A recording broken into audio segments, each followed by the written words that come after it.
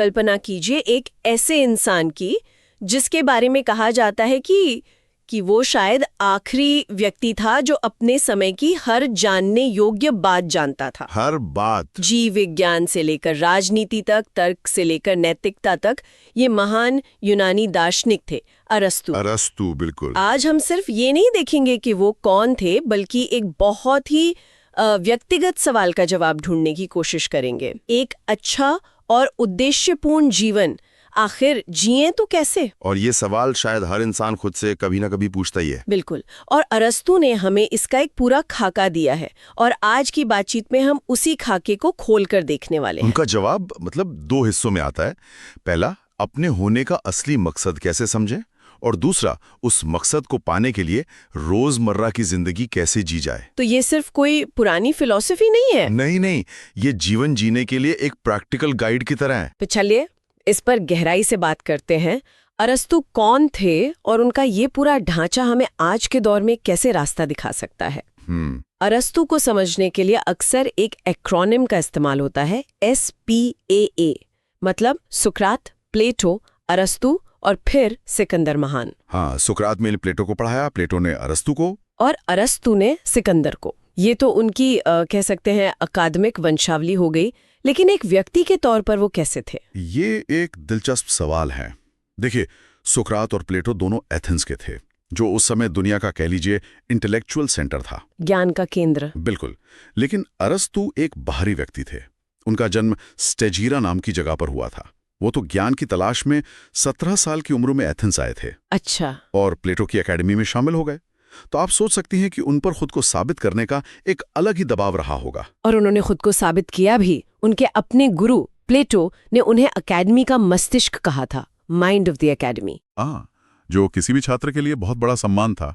बहुत बड़ा। और इसकी वजह यह थी कि अरस्तु का जो तरीका था वो प्लेटो से थोड़ा अलग था। प्लेटो का मानना था कि सच्चा ज्ञान वो अमूर्त विचारों की दुनिया में है, आइडियल फॉर्म्स की दुनिया में। हाँ, लेकिन अरस्तु जमीन से जुड़े हुए थे। वो दुनिया को देखकर, पौधों और जानवरों का अध्ययन करके, संविधानों का विश्लेषण करके, मतलब प्रैक्टिकल तरीके से ज्ञान हासिल करने में विश्वास रखते थे। तो वो सिर्फ सिद्धांतों पर नहीं बल्कि व्यवहारिक ज्ञान पर जोर दे रहे थे। जी, इसीलिए उन्होंने अपना खुद का स्कूल खोला, लाइसियम, जहां वो अपने छात्रों के साथ टहलते हुए पढ़ाते थे। अच्छा, इसीलिए उनके अनुयायियों को पेरिपेटेटिक्स यानी टहलने वाले कहा जाता था। एकदम सही। और इसी नजरिए ने उन्हें जीव विज्ञान और प्राणी विज्ञान का जनक बनाया। तो इसी व्यवहारिक नजरिए से उन्होंने सबसे बड़े सवाल को देखा होगा, किसी भी चीज के अस्तित्व का मतलब क्या है। बिल्कुल। और यहीं से बात बहुत दिलचस्प हो जाती है। यहीं पर उनका 4 कारणों का सिद्धांत यानी 4 कॉजेज आता है। अरस्तु का मानना था कि किसी भी चीज को पूरी तरह समझने के लिए हमें सिर्फ ये नहीं पूछना चाहिए कि ये क्या है, बल्कि हमें 4 अलग-अलग सवाल पूछने चाहिए। ये एक तरह का मेंटल मॉडल है। हाँ, दुनिया को देखने का एक चश्मा कह सकती हैं। तो क्या है ये 4 कारण? पहला है मटीरियल कॉज, मतलब वो चीज किस पदार्थ से बनी है। ठीक है। दूसरा है एफिशिएंट कॉज, उसे किसने या किस चीज ने बनाया। किसने बनाया? तीसरा है फॉर्मल कॉज, यानी उसका स्वरूप, उसका डिजाइन या सार क्या है। और चौथा, जो अरस्तु के लिए सबसे जरूरी था, वो है फाइनल कॉज, उसका अंतिम उद्देश्य, वो अस्तित्व में क्यों है। बिल्कुल। इसे एक उदाहरण से समझते हैं। मान लीजिए अमेरिका की स्टैच्यू ऑफ लिबर्टी। ठीक है। उसका मटेरियल कॉज तो साफ है, तांबा और लोहा। हाँ, और उसका एफिशिएंट कॉज यानी उसे बनाने वाले फ्रांस के लोग थे। जी, जिन्होंने इसे एक तोहफे के रूप में बनाया था। अब आता है फॉर्मल कॉज। ये सिर्फ तांबे का ढेर नहीं है, इसका एक खास स्वरूप है, एक डिजाइन है, स्वतंत्रता की देवी की एक छवि।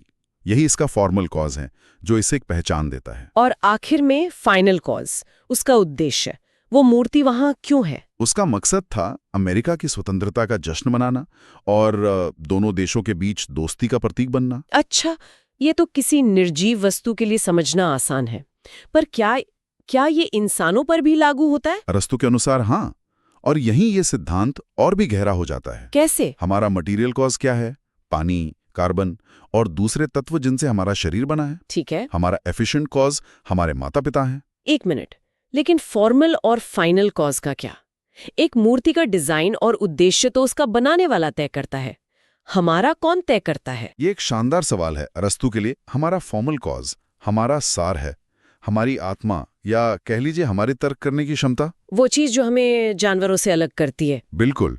और हमारा फाइनल कॉज, जिसे वो टेलोस कहते थे, वो है अपनी पूरी क्षमता को पाना, एक खुशहाल सद्गुणी जीवन जीना। जैसे एक बीज का फाइनल कॉज एक पूरा पेड़ बनना है। आपने बिल्कुल सही समझा। उसी तरह एक इंसान का फाइनल कॉज अपनी बौद्धिक और नैतिक क्षमताओं का पूरा विकास करना है। तो इसका मतलब ये हुआ कि अरस्तू के हिसाब से मेरी पहचान मेरे शरीर से नहीं है। मेरा शरीर तो जन्म से अब तक मतलब पूरी तरह बदल चुका है, लेकिन मैं ही हूँ। हाँ, आप वही हैं। तो क्या मेरी पहचान मेरे उद्देश्य से जुड़ी है? एकदम सही पकड़ा आपने। यही अरस्तू के दर्शन का केंद्र है। वो भौतिकवाद को पूरी तरह से खारिज करते थे, मेटीरियलिज्म को। हाँ, उनका कहना था कि आप सिर्फ परमाणुओं का एक संग्रह नहीं है। आपकी पहचान आपके शरीर में नहीं, बल्कि आपके स्वरूप, आपके फॉर्म और आपके उद्देश्य में निहित है। वाह! यही वजह है कि अगर किसी इंसान से उसका लक्ष्य छीन लिया जाए, उसकी जिंदगी का मकसद खत्म हो जाए, तो वो अपनी पहचान का एक बहुत बड़ा हिस्सा खो देता है। ये तो सोचने का एक बिल्कुल ही अलग तरीका है। तो अगर हमारा अंतिम उद्देश्य या फाइनल कॉज एक खुशहाल और सद्गुणी जीवन जीना है, तो अगला सवाल ये है कि ये किया कैसे जाए। ये सुनने में तो बहुत अच्छा लगता है, पर इसका प्रैक्टिकल मतलब क्या है? और अरस्तू हमें यहीं अकेला नहीं छोड़ते। उन्होंने सिर्फ क्या का जवाब नहीं दिया, बल्कि कैसे का भी पूरा नक्शा तैयार किया। अच्छा। और ये हमें उनके सबसे प्रसिद्ध नैतिक सिद्धांत पर लाता है, सुनहरा मध्य मार्ग, द गोल्डन मीन। हाँ, मैंने इसके बारे में सुना है। ये उनकी किताब निकोमेकियन एथिक्स में है ना? जी, ये किताब उन्होंने अपने बेटे निकोमैकस को समर्पित की थी। इसमें वो समझाते हैं कि सच्ची खुशी, जिसे वो यूडेमोनिया कहते थे, वो कैसे हासिल की जाए। हाँ, और ये सिर्फ मतलब पल भर की खुशी या मजा नहीं है। यूडेमोनिया का सही मतलब है एक ऐसा जीवन जो मानवीय क्षमताओं के पूर्ण विकास से भरा हो, एक फलता फूलता जीवन, एक गहरी संतुष्टि की भावना। बिल्कुल, आत्मविकास से मिलने वाली परिपूर्णता। और ये यूडेमोनिया हमें सुनहरे मध्यम मार्ग पर चलकर मिलती है। तो ये सिद्धांत आखिर है क्या? ये एक बहुत ही व्यावहारिक विचार है। अरस्तू कहते हैं कि हर सद्गुण, हर वर्च्यू, दो चरम सीमाओं के बीच का एक संतुलन है। दो एक्सट्रीम्स के बीच का बैलेंस। हाँ, एक तरफ होती है कमी, डिफिशिएंसी, और दूसरी तरफ होती है अधिकता, एक्सेस।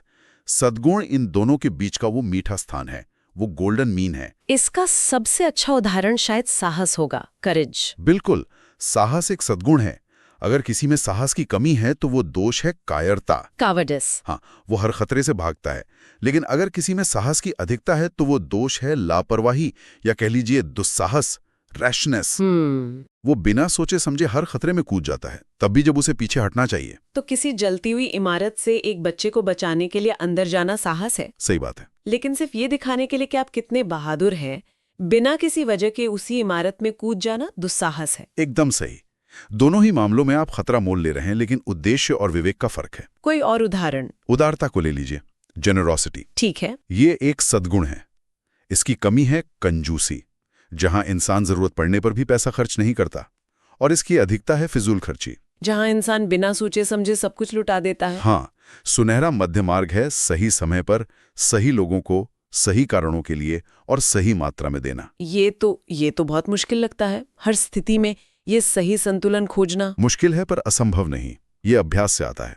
एक और उदाहरण देता हूं, सामाजिक व्यवहार से जुड़ा। बताइए। मजाकिया स्वभाव या हास परिहास, विट।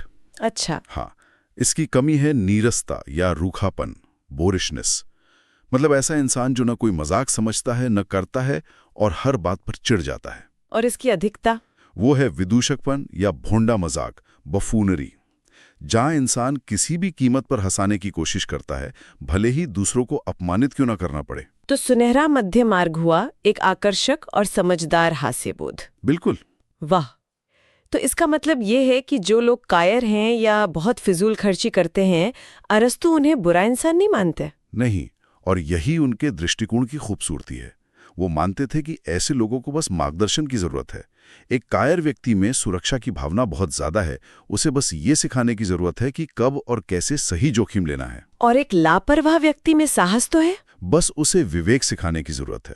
ये लोगों पर अच्छा या बुरा का ठप्पा लगाने की बजाय उन्हें संतुलन खोजने में मदद करने का एक बहुत ही मानवीय तरीका है। तो अब मैं इन दोनों बड़े विचारों को जोड़कर देख पा रही हूँ। ये सिर्फ दो अलग अलग सिद्धांत नहीं है, नहीं, बल्कि ये एक ही सिस्टम के दो हिस्से हैं। हाँ, अब आप उस पूरे खाके को देख सकती हैं।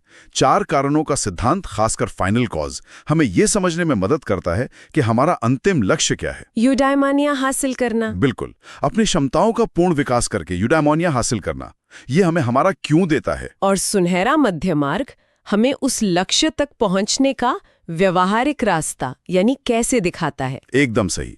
ये हमें बताता है कि हमें साहस, उदारता, संयम और दूसरे सद्गुणों को अपने जीवन में संतुलित तरीके से अपनाना होगा, ताकि हम अपने उद्देश्यों को पूरा कर सकें। तो ये सिर्फ सोचने के लिए एक दर्शन नहीं है, बल्कि जीने के लिए एक कला है। हालांकि यहाँ ये समझना जरूरी है कि जो आधुनिक विज्ञान है वो अरस्तू के इस दृष्टिकोण से पूरी तरह सहमत नहीं है, खासकर फाइनल कॉज के विचार से। अच्छा, क्यों? देखिए, विज्ञान कैसे काम करता है इसके जवाब देता है, जैसे गुरुत्वाकर्षण कैसे काम करता है।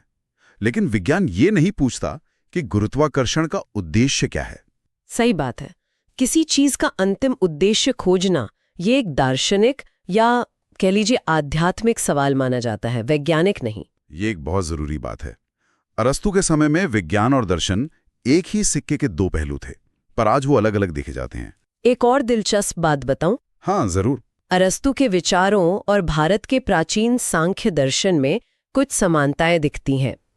सांख्य दर्शन में प्रकृति की एक अवधारणा है जो कहती है कि ब्रह्मांड की हर चीज में एक अंतर्निहित स्वभाव होता है जो उसे एक खास तरीके से विकसित होने और व्यवहार करने के लिए प्रेरित करता है। ये तो काफी हद तक फाइनल कॉज जैसा ही लगता है। कुछ वैसा ही है।